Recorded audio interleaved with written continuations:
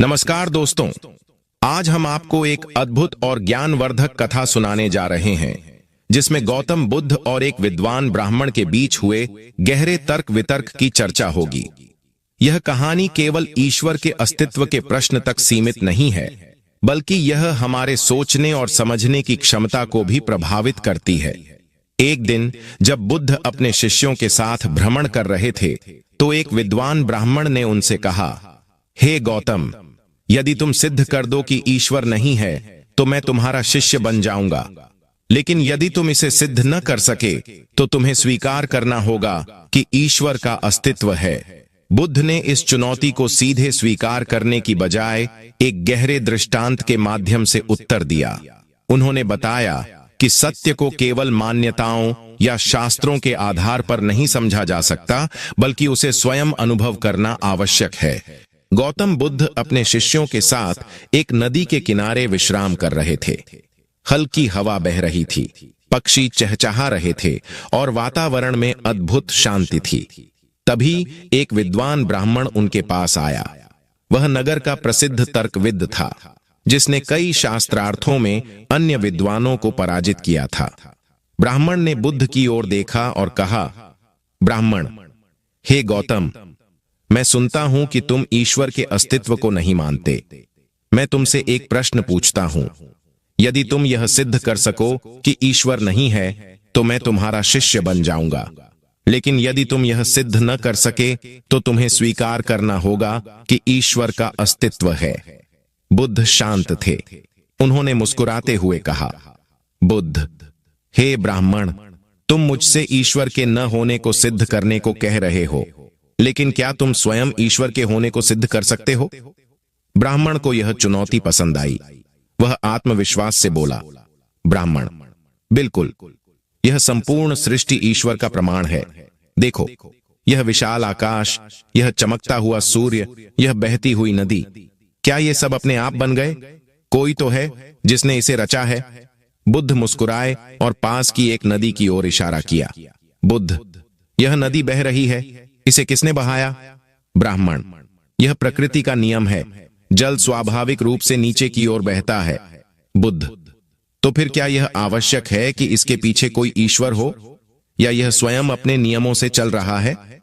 ब्राह्मण कुछ सोच में पड़ गया, लेकिन उसने फिर एक और तर्क दिया। ब्राह्मण, परंतु हमारे शास्त्रों में ईश्वर का उल्लेख है। क्या इतने प्राचीन ग्रंथ झूठ हो सकते हैं? बुद्ध ने मुस्कुराते हुए जमीन से एक मुट्ठी मिट्टी उठाई और उसे अपनी हथेली पर रखते हुए बोले, बुद्ध, यह मिट्टी देखो, इसमें क्या लिखा है कि यह ईश्वर की बनाई हुई है? ब्राह्मण, यह तो नहीं लिखा, लेकिन हम जानते हैं कि इस धरती को किसी ने तो बनाया होगा। बुद्ध, क्या तुमने इसे बनाते हुए देखा? ब्राह्मण, नहीं, परंतु ग्रंथों में लिखा है। बुद्ध, यदि ग्रंथों में लिखा हो कि आग ठंडी होती है तो क्या तुम उसे मान लोगे? ब्राह्मण निरुत्तर हो गया। बुद्ध ने आगे कहा, बुद्ध, हे ब्राह्मण, मैं न तो ईश्वर के होने का दावा करता हूं, न ही उसके न होने का। मैं केवल यही कहता हूं कि जो कुछ भी हम मानते हैं उसे तर्क और अनुभव की कसौटी पर परखना चाहिए। बिना देखे, बिना अनुभव किए, केवल विश्वास के आधार पर कुछ मान लेना अंधश्रद्धा है। ब्राह्मण का आत्मविश्वास हिलने लगा। उसने एक अंतिम प्रयास किया। ब्राह्मण, तो क्या तुम यह कह रहे हो कि ईश्वर का अस्तित्व नहीं है? बुद्ध, मैं यह नहीं कह रहा। मैं केवल यह कह रहा हूं कि जब तक तुम स्वयं ईश्वर को अनुभव न कर लो, तब तक किसी ग्रंथ, किसी गुरु या किसी परंपरा के आधार पर उसे मत मानो। सत्य की खोज स्वयं करो। ब्राह्मण गहरे विचार में डूब गया।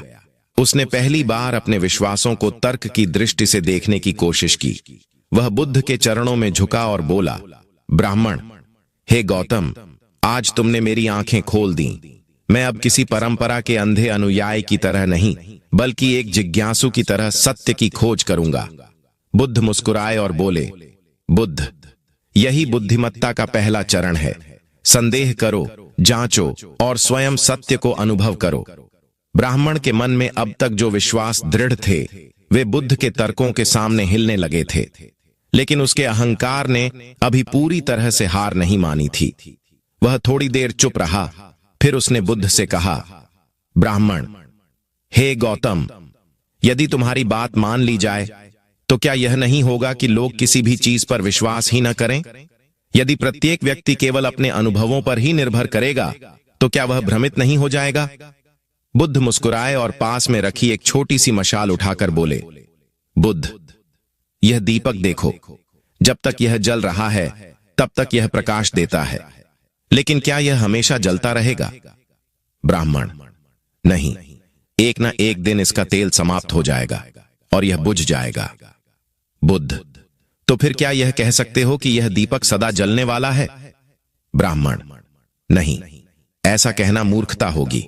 बुद्ध, तो फिर जब तक तुम स्वयं सत्य की खोज नहीं कर लेते तब तक किसी भी विचार या परंपरा को अंतिम सत्य मान लेना भी मूर्खता नहीं होगी क्या?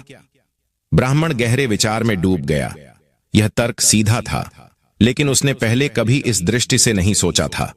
बुद्ध ने आगे कहा, बुद्ध, यह संसार एक बहती हुई नदी की तरह है। इसमें कुछ भी स्थायी नहीं है। जो आज सत्य प्रतीत होता है वह कल बदल सकता है।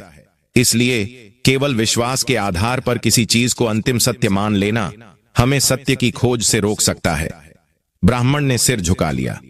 वह समझ गया था कि बुद्ध उसे केवल ईश्वर के अस्तित्व पर नहीं बल्कि संपूर्ण जीवन को देखने की दृष्टि पर विचार करने के लिए प्रेरित कर रहे थे।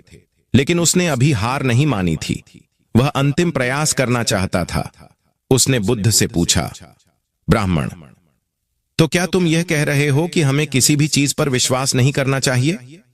बुद्ध ने मुस्कुराकर पास की एक कुम्हार की दुकान की ओर इशारा किया, जहां एक कुम्हार मिट्टी के घड़े बना रहा था। बुद्ध, देखो, वह कुम्हार मिट्टी से घड़ा बना रहा है। क्या वह यह विश्वास किए बिना घड़ा बना सकता है कि उसकी कला उसे एक सुंदर रूप देगी? ब्राह्मण, नहीं, यदि उसे अपनी कला पर विश्वास न हो तो वह घड़ा बना ही नहीं सकता। बुद्ध, बिल्कुल सही, लेकिन क्या वह आंखें बंद करके मिट्टी को ऐसे ही छोड़ सकता है और आशा कर सकता है कि घड़ा अपने आप बन जाएगा?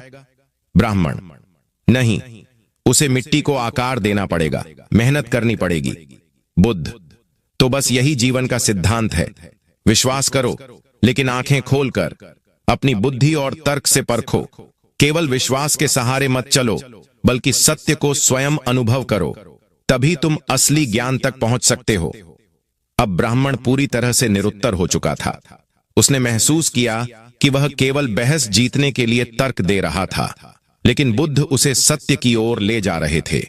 वह बुद्ध के चरणों में गिर पड़ा और बोला, ब्राह्मण, हे गौतम, आज तुमने मेरी आंखें खोल दी। मैं सदा दूसरों के ज्ञान को ही अंतिम सत्य मानता रहा, लेकिन आज समझा कि सत्य को स्वयं खोजना आवश्यक है। अब मैं अपने विचारों को नए सिरे से परखूंगा और सत्य की खोज करूंगा। बुद्ध ने प्रेम पूर्वक उसे उठाया और बोले, बुद्ध, जाओ, अपने भीतर सत्य को खोजो। बाहरी संसार में तुम्हें केवल शब्द मिलेंगे, लेकिन वास्तविक सत्य तुम्हारे भीतर है। ब्राह्मण नमन कर चला गया। आज वह केवल एक शास्त्रार्थ करने नहीं आया था, बल्कि जीवन की एक नई दिशा पाकर लौटा था